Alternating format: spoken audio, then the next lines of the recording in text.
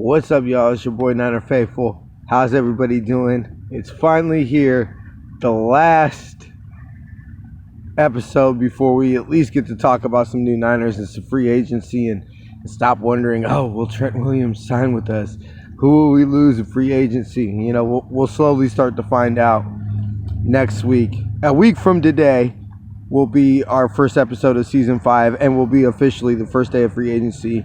And we'll probably go live a little later than normal, or at least upload this a little later than normal because of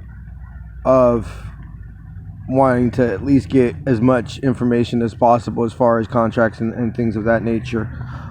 Just some quick updates. The Niners got 3 comp picks in this year's draft, 2 for the Robert Saleh and Martin Mayhew signings going to Washington and the Jets, so they get 1 each for that. Those come in the 3rd round, picks 102 and 103, and then we get a 5th round pick, number 181. So I mean that's pretty awesome to come up with 3 comp picks. It seems that I would assume, or we'll get to this thing and I'll sum up everything. The cap has been announced at $182.5 million.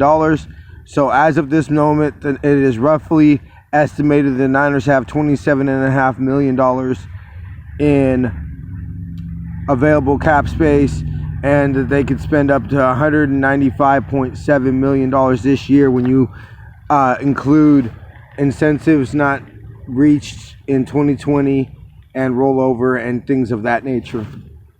So awesome. I mean, that's not, to me, it seems like you're going to want to keep Trent Williams.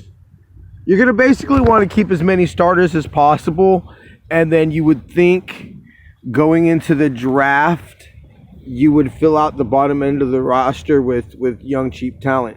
I.e., maybe, obviously, first round pick. I mean, I'm starting to, at 12, or we'll just say at 12, I want a corner.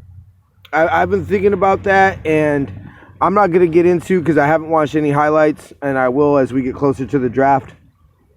But I'm not going to get into which corner. I just think that if we're going to lose any starter, I think it's going to, obviously Trent Williams is priority number 1. I think it's going to come down to Juice and K'Waun Williams. And whoever, I think it's going to be Juice. I think we're going to keep Juice, and I think K'Waun's going to go to New York. He's from New Jersey. Robert Saleh loves him.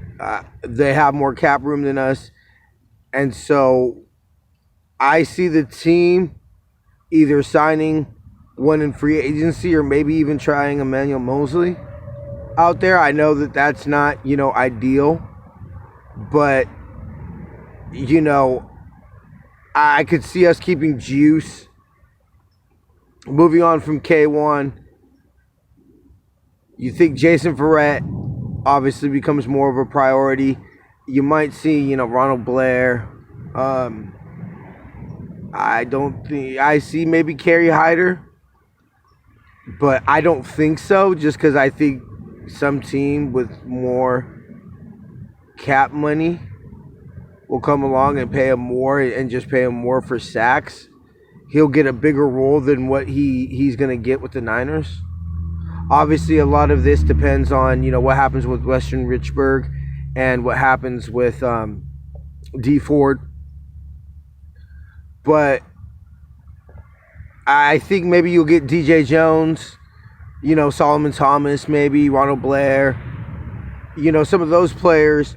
But I think that, the big ones are going to be Jason Verrett, Juice, and Trent Williams. I think Jaquiski Tartt's going to walk. I think K'Waun is going to walk. Mark Nzocha, the option wasn't picked up for this year, so he's already, which sucks. It's one of those things that he's a good player. He's a good special teams player. But that's just the type of moves that we have to make now. It's football. The cap's going down, and it's, hey, look, we love you, Mark Nazocha, but, a super, a solid, Pro Bowl special teams ace isn't really at where this team is at right now, unfortunately. These are decisions. So it's $1.5 million more to Trent Williams or keeping Mark Nazocha. Sorry, Mark Nazocha. We love you. I even love saying your name. But, yeah, we're going to give that $1.5 million to Trent. Well, I shouldn't even say to Trent Williams because Trent Williams is his money is there. That's not a problem. It's, that $1.5 million could be the difference between keeping Juice or, K1 or Jason Verrett. I don't see the team going Alex Mack. I hear a lot of that. That's short term, so I'm not necessarily against it, but I don't see us going after the top free agents outside of our building. I think a lot of the moves we're going to make are veteran type moves that maybe we'll get a discount because of injury history or because they're just looking for one last contract, something of that nature. A lot of risk, but I think that's just where the team is at right now and the realities of how much the salary cap went down. And so, it's I just don't see us going. I think that losing the I think we're gonna bring DJ Jones back, but Ahkello Witherspoon, losing some players that are possibly starters / fringe players, starter role player fringe players. I think those are just gonna be filled with draft picks. And then you could say, okay, well, we don't sign Jason Verrett, or we have to move Emmanuel Mosley to the slot. Then you draft a corner. That type of thing. We cut D forward so you can see an edge player. I would prefer sliding down. I heard there's one we can get maybe around like 14, 15, 16-ish. So we can slide down, accumulate more picks, and take an edge player. I'm fine with that if that's how we're going to go. Depending on free agency.